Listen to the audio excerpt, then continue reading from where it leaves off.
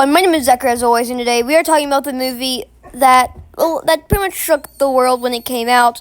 This is the Avengers 2012. I believe it came out in 2012.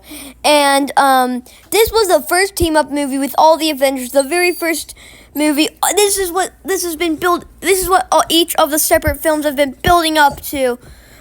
And, well, let's talk about it. Does it still hold up? Does it not? I don't know. I guess we'll figure it out. So, we start off in a S.H.I.E.L.D. base. We don't figure that out immediately, but we do eventually crack the case on that one. This is where they used the Tesseract to get Loki by Tom Hiddleston.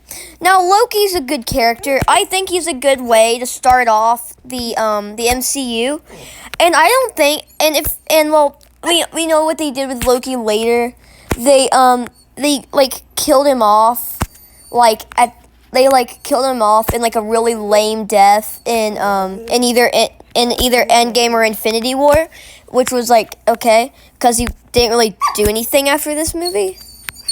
I don't believe, and then they kind of retconned that in the Loki show, and now he's a god of time. I don't know. It's a whole thing. But yeah, Loki did a lot. He's a villain in this movie. He's a really bad guy. Let's just leave it at that. Does he really do a lot? Yeah. But his whole plan is building up to taking over New York. Which is alright.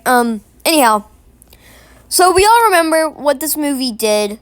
Or some of us don't.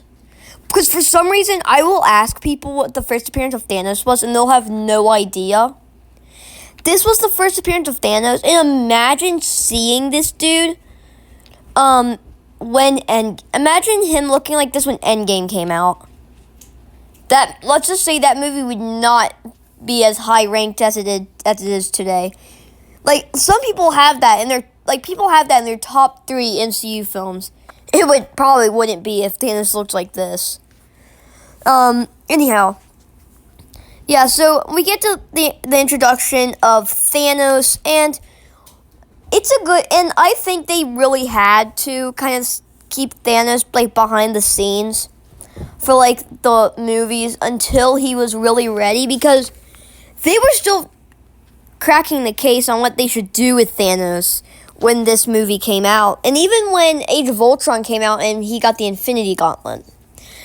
So yeah, I just wanted to talk about that, since that's really important, getting to see the introduction of Thanos. Oh yeah, also, we get to see the helicarrier in this movie, which is a really nice addition, and I think it should have been used more other than in this movie. I know it was used in one of the Captain America movies, and it was used in Age of Ultron, but it could have been used more, and they could have made a new one. I don't get why they didn't, to be honest. Anyhow, so we're actually going to get to the helicarrier later, because that actually plays into something later. Anyhow, so we get on to meeting the Avengers one by one, and since they didn't give Hulk his own movie, since let's just say it didn't really end well the last time they gave him his own movie. It kind of just, failed miserably. And even then, that's not the same Hulk. I'm getting down a rabbit hole. They introduced the Hulk, or Bruce Banner. He hasn't become the Hulk yet. Hawkeye, he was in the beginning of the movie. We see Captain America being recruited into the Avengers when Nick Fury visits him while Cap is just absolutely wrecking a punching bag. We get Natasha Romanoff. We see her in the beginning when she's on one of her missions. Thor just kind of gets there. No, I'm just being honest. Thor just kind of gets there, man. And then Iron Man, obviously, he's introduced because he was, he was recruited in the second movie, pretty much. And, yeah, so now we have all of these people, and eventually they get brought onto the helicarrier after taking away Loki. Now, by this point, tension had been rising in in the Avengers with Loki. And Loki here, he's in a position where all of the Avengers are in one place in the sky, and he is there with them. Here's the problem with that. Now, you would think the issue would be for Loki that they're all just gonna pounce him if he dare walks out of his glass casing. But no, the problem is the Avengers are in a close vicinity to Loki. So he manipulates them, and eventually Hulk just goes hog wild on all of them, and just like, actually, never mind. He just goes wild on them, and he just like utterly wrecks the helicarrier. And eventually, since Captain America and Iron Man hate each other, they end up having to fix something on the helicarrier when one of the wind turbines blows out.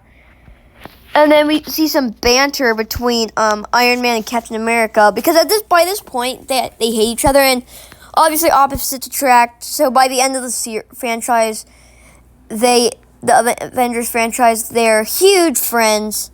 Not huge friends, actually. They still butt heads a lot. Anyhow. So yeah.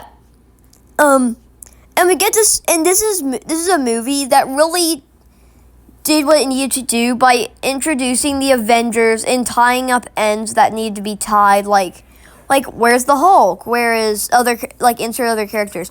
So they did that pretty well. And this is a great introduction. Eventually, of course, they get to New York. And what a lot of people may not remember is that the New York the plot line of New York isn't finished really until Iron Man 3 or Age of Ultron, because by that point, Tony Stark is still dealing with the trauma. He literally saved New York, and the Avengers give him almost no credit for it. But yeah, so yeah, guys, I just wanted to talk about this movie. I think it's incredibly important to the MCU and what it has became. If you all enjoyed this video or any of my other content, please consider subscribing, and I will see you in the next one. Goodbye.